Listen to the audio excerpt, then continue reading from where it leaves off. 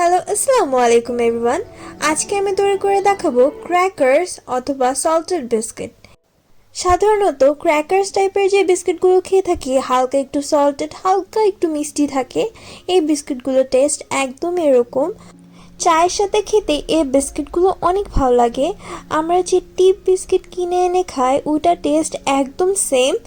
ঘরে থাকা সাধারণ উপকরণ দিয়ে এই বিস্কিটটা তৈরি করে ফেলা যায়। প্রথমে আমি একটা বলে পানি নিয়ে নিব। এখানে আমি হালকা কুসুম গরম পানি নিচ্ছি, খুবই হালকা, বেশি গরমও হওয়া যাবে না আবার ঠান্ডাও হওয়া যাবে না। আঙ্গুল চুবিয়ে রাখা যাবে অনেকক্ষণ, এমন গরম পানি হতে হবে। এখন আমি এর ভিতরে চিনি দিয়ে দিচ্ছি। সবগুলোর মেজারমেন্ট আমি উপরে দিয়ে দিব এবং ডেসক্রিপশন বক্সেও দেওয়া থাকবে। এখন চিনিটাকে হালকা একটু মিক্স করে নিব। এখন এর ভিতরে দিয়ে দিব ইস্ট। আমি এখানে ইনস্ট্যান্ট ইস্ট ইউজ করব। বেশি গরম পানিতে ইস্ট দিলে ইস্ট মরে যায়, আর ঠান্ডা পানিতে দিলে ইস্ট অ্যাক্টিভেট হতে পারে না। তাই খুবই হালকা গরম এবং হালকা ঠান্ডা পানিতে দিতে হবে। প্রথমে বলে পানি দিয়ে এর উপর স্প্রিঙ্কল করলে ইস্ট এটা তাড়াতাড়ি অ্যাক্টিভেট হয় আর সবগুলো ইস্ট প্রপারভাবে মিক্স হতে পারে। ইস্টটাকে 5-10 মিনিটের মতো অ্যাক্টিভেট হওয়ার জন্য সাইডে রেখে দিতে পারেন একটু গরম জায়গায়। আমি এখানে এরপর তেল দিয়ে দিচ্ছি। আপনারা এখানে পানির পরিবর্তে দুধও ব্যবহার করতে পারেন। লিকুইড মিল্ক ইউজ করলে টেস্টটা কিন্তু আরও ভালো আসে। হাফ লিকুইড মিল্ক হাফ পানি এখানে ব্যবহার করতে পারেন। এখন আমি এখানে ময়দা দিয়ে দিচ্ছি। আমি একদম প্লেন ময়দা ব্যবহার করেছি।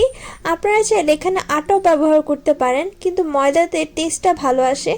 এরপর আমি এখানে লবণ, এরপরে দিয়ে দিচ্ছি বেকিং পাউডার এবং বেকিং সোডা।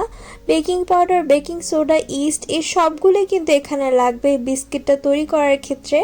অবশ্যই সবগুলোর পরিমাণটা খেয়াল রাখবেন। আর তেলের পরিমাণ যদি কম হয়ে যায় বিস্কিটটা কিন্তু ক্রাঞ্চি হবে না, তাই এই জায়গাটাও খেয়াল রাখবেন। আর ডোটা কিন্তু অনেক বেশি সফট হবে না আবার অনেক হার্ড হবে না। এখন আমি একটা স্মুথ ডো তৈরি করে নিব। অনেক বেশি মাখামাখি করার প্রয়োজন নেই, আবার আপনারা এই পর্যায়েও কিন্তু ঢেকে রেখে দিতে পারেন।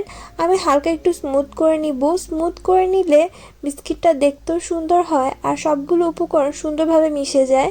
কিন্তু তার মানে এই না যে আপনাদের 10-15 মিনিটের মতন মিক্স করতে হবে।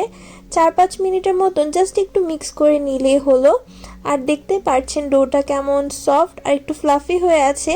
যেহেতু এটার মধ্যে সোডা দিয়েছি তারপরে ইস্ট দিয়েছি, এটা হালকা একটু ফুলে হালকা একটু সফট হয়ে আছে।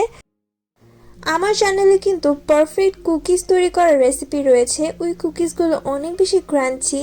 যারা চকলেট কুকিজ পছন্দ করেন তাদের এই কুকিজগুলো খুবই ভালো লাগবে। আমি ডেসক্রিপশন বক্সে দিয়ে দিব।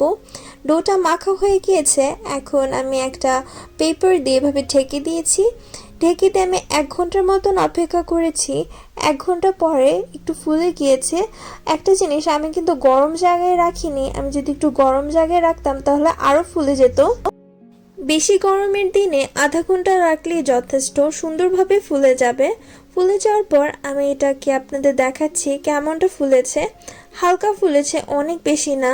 আমরা যদি এটাকে নান তৈরি করতাম বা অন্যান্য রুটি তৈরি করতাম তখনের ক্ষেত্রে অনেক বেশি ফুলানোর প্রয়োজন হতো। যেহেতু এটা বিস্কিট তৈরি করছি তাই অনেক বেশি ফুলানোর প্রয়োজন নেই। বেশিক্ষণ রেখে দিলে সোডা এবং বেকিং সোডার যে অ্যাক্টিভেশন আছে সেটা নষ্ট হয়ে যাবে।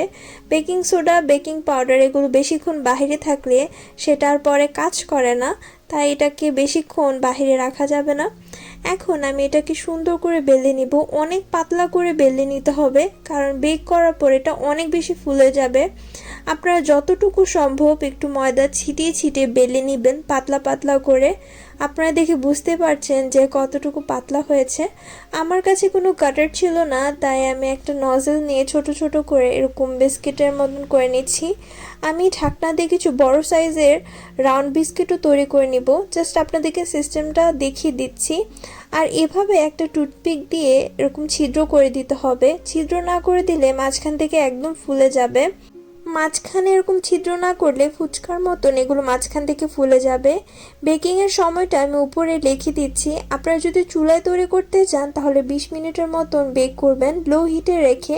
কালার আনার জন্য লাস্টের কয়েক মিনিট একটু বাড়িয়ে দিবেন আর প্রিহিট করে নেবেন ভালো করে।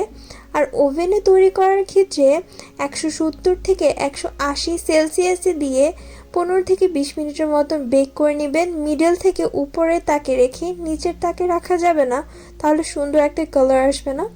দেখতে পাচ্ছেন কত সুন্দরভাবে বেক হয়ে গিয়েছে। আর বেক হয়ে যাওয়ার পর কিছুক্ষণ ওভেনে রেখে দিবেন, তাহলে ক্রাঞ্চিনেসটা পারফেক্ট হবে। যদি তেল কম হয় তাহলে এরকম ক্রাঞ্চি হতো না, এটা কিন্তু একদম সফট সফট রয়ে যেত।